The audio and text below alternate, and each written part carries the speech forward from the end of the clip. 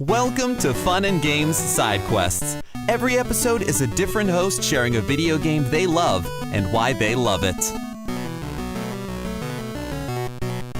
Hi, this is Dan from The Greatest Story Ever Played, and I'm here on Fun and Games Side Quest to talk about a game I love, Lost Records Bloom and Rage. Before I share about Lost Records, though, I wanted to do two things. I wanted to share briefly about my show, and then I also wanted to give you a little bit about my gaming background, because I think that helps inform why I love this game. So first things first, my podcast is called The Greatest Story Ever Played. It's a video game book club style show where each episode we do a deep dive into a different game. We've been going since 2018, and we've got over 200 episodes in our feed. So I would say look around there. You might find something that's a game you love that you'd want to hear people talk about. If you want guidance on maybe where you'd hear a familiar voice, Matt from Fun and Games here came on recently, and we talked about Star Wars Outlaws. We had a great conversation. It was a really good time, and so that could be a good entry point if you want to hear someone familiar on the show.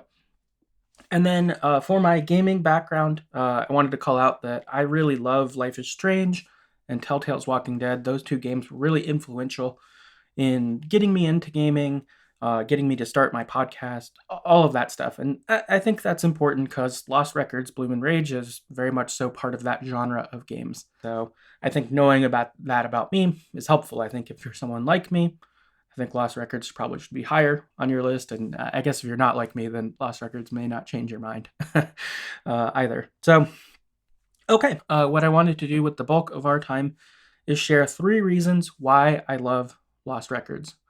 And as a, I guess, non-warning,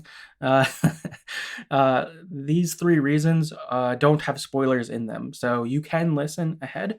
I'm not going to spoil anything in Lost Records.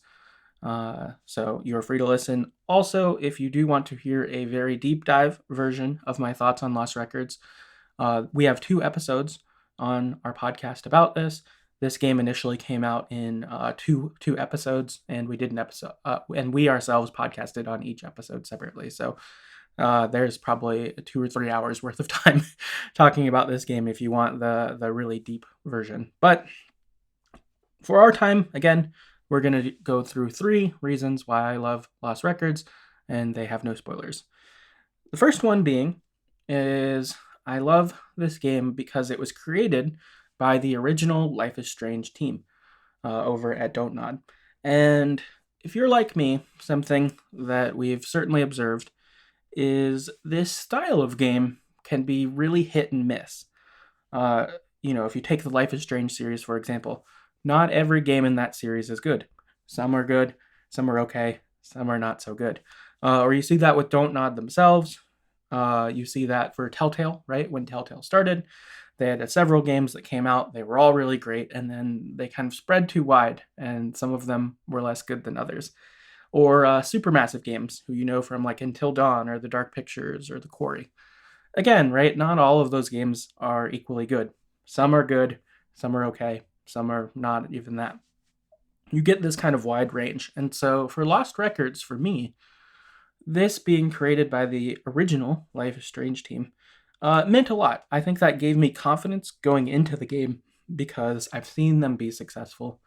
And I felt like playing the game, I got to see that. Some of those like moments of magic or those little special things that the original Life is Strange game had that maybe others in the genre don't have, I felt like was still present in Lost Records. And so that's something that gave me a lot of confidence. Lost Records also, it's clear that they really would like this to be a franchise like Life is Strange, right? It wasn't just one game, it ended up being a series of games, some related, some less related to each other. And I believe Don't Nod's real goal or hope is Lost Records could be that as well.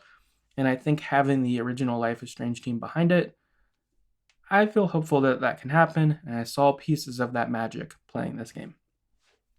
Okay, second reason why I love Lost Records is the characters in it. So your main character is a girl named Swan, And most of the game is spent with her three friends, Autumn, Nora, and Kat. And I think that this is absolutely fantastic.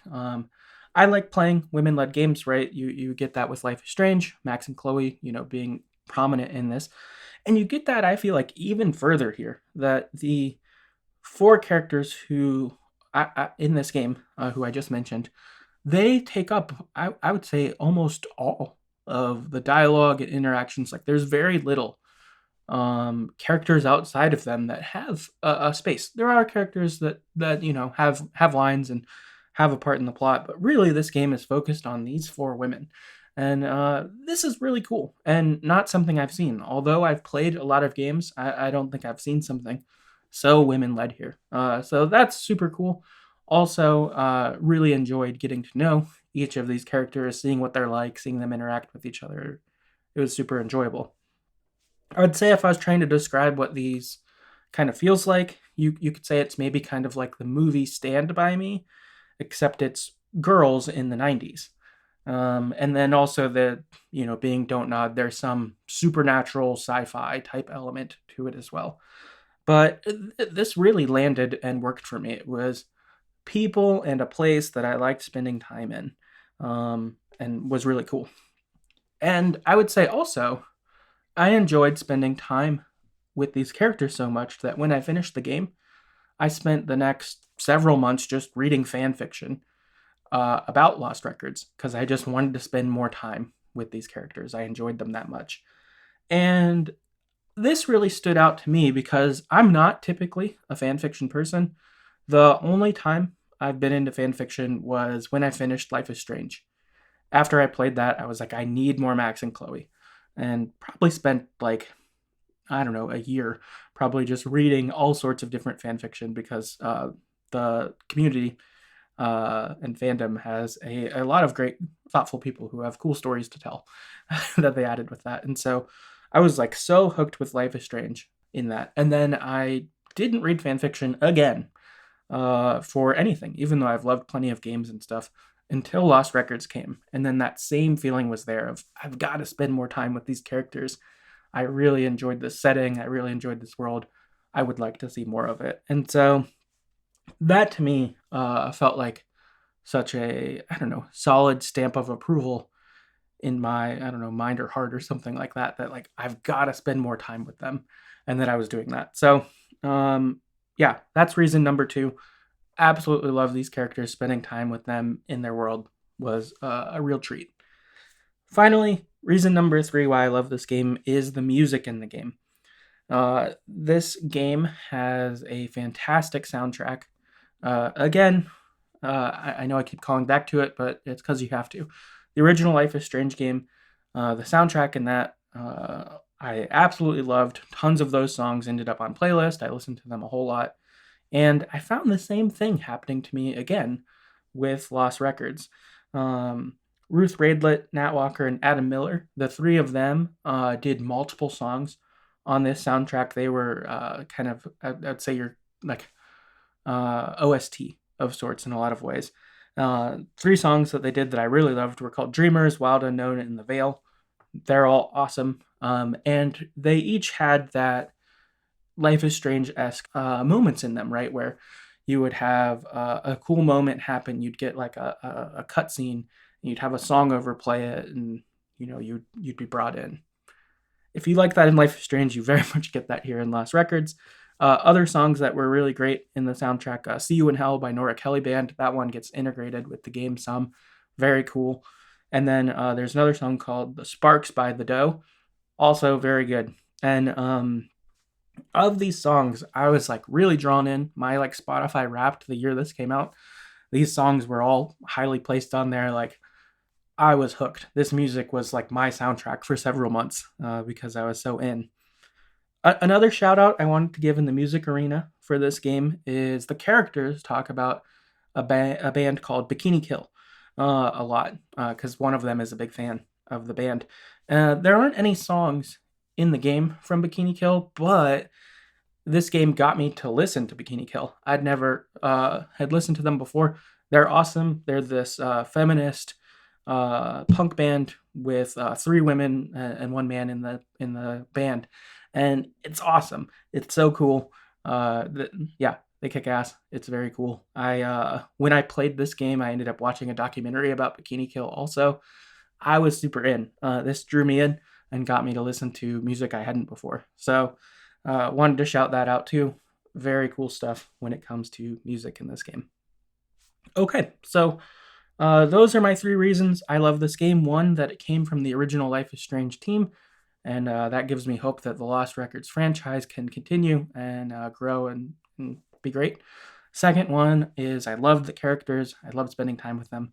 And third, that I love the music in the game, that I was really drawn in by that. So finally, wanted to just ask the question, who do I think this game is for?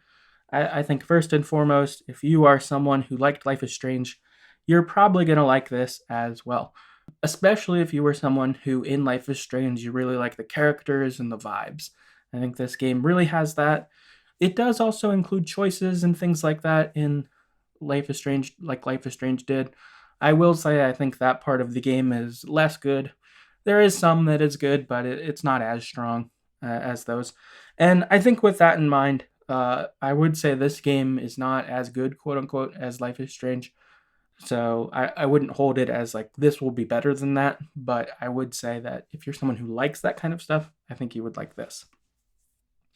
The other type of person who would really like this game is if you were someone who played Mixtape and you really like this. I think that Mixtape, right, was really music and vibes and friends in the 90s. Like it had a lot of that. And Lost Records very much so has the same friendship, the 90s vibes. Like, yeah. So if you're looking for another game that feels that way, I would look that way. And I would think this would be very true on each end. I think if someone likes Mixtape, they'd probably like Lost Records. I think if someone likes Lost Records, they would probably like Mixtape. I've also seen online a lot of crossover fan art where you'll have the characters from Mixtape hanging out with the characters from Lost Records, and I think that really works. I could totally see it. Very fun. Enjoy seeing these fandoms cross over a little bit. So, yeah, I think if those are your kind of games, Lost Records could be for you.